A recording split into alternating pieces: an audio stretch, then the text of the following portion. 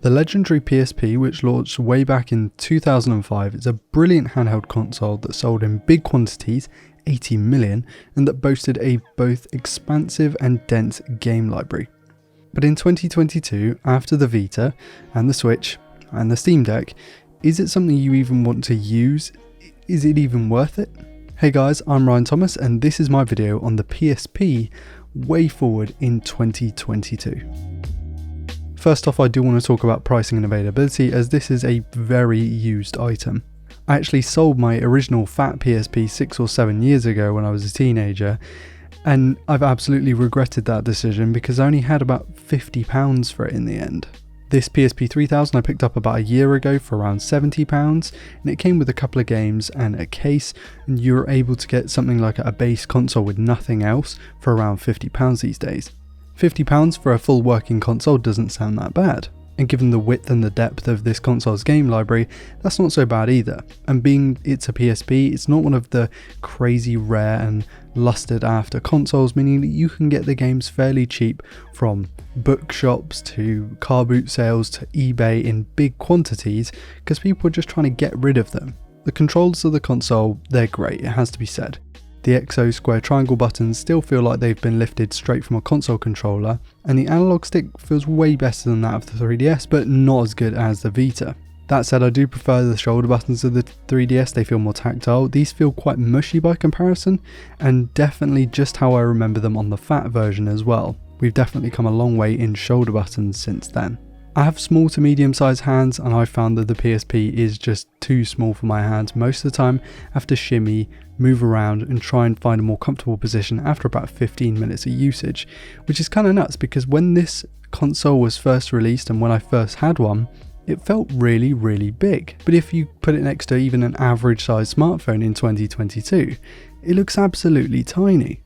The main issue I found with these slim units is the cracking on either front or back of the base plastics. These aren't all that hard to replace. I did recently replace the front faceplate on my PSP, and as you can see, I messed it up with some dust getting in there. It's still really fiddly. It's not too difficult, you just gotta be patient with the thing, and I'm not all that patient. Still, it's better than the one I had on it before, which had a big crack in the corner. One of the PSP's greatest assets is its expansive game library.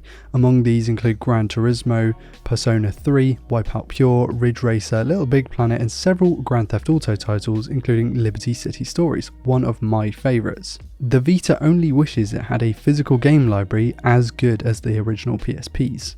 There are so many great titles to choose from, and because again they're not so collectible, or at least not yet, you can get a big lot of them on Facebook for like £30 for a bundle, which is nuts. The PSP does use the memory stick duo cards. These are overpriced and were more overpriced even at the time. They're not the most amazing, you really can't fit all that much on them. But these days you can get adapters to put micro SD cards inside your Vita for very little money, and actually they work out way better anyway. I'll leave a couple of links if I can find some on Amazon to leave in the video description. They're pretty decent. I haven't got one here, but I had one on my previous PSP. Actually they work really well, especially if you go into sort of modding and stuff. And just like the 3DS, you can put ROMs on here. I'm not going to teach you how to do it. I haven't done it personally.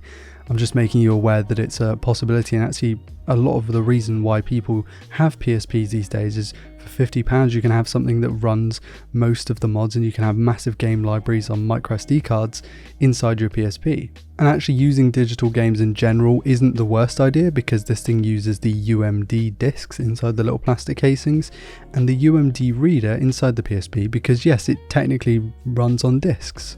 The UMD reader can get pretty loud, and so a lot of people just decide to skip it entirely and use digital only games.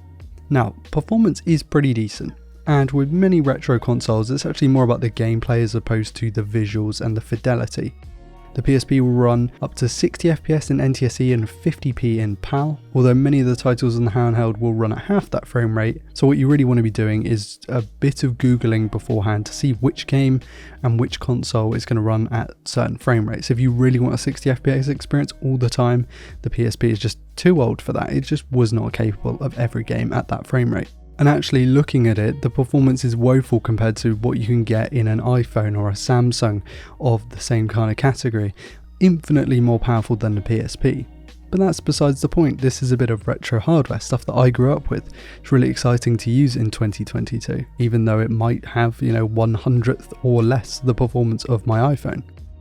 Battery life actually wasn't too bad. I mean, many quoted 4 to 5 hours of gameplay time, but I got closer to 3 on a fresh battery. You can of course replace the battery for yourself. It's pretty easy to do. You flip off the back cover and there it is, it's right in front of you. It's replaceable. It's not like modern technology where you have to, learn different trades and different techniques just to get the back off of something. Options are available on the new and used market online, on refurbished stores and stuff, and you can get a new fresh battery to revitalize your PSP.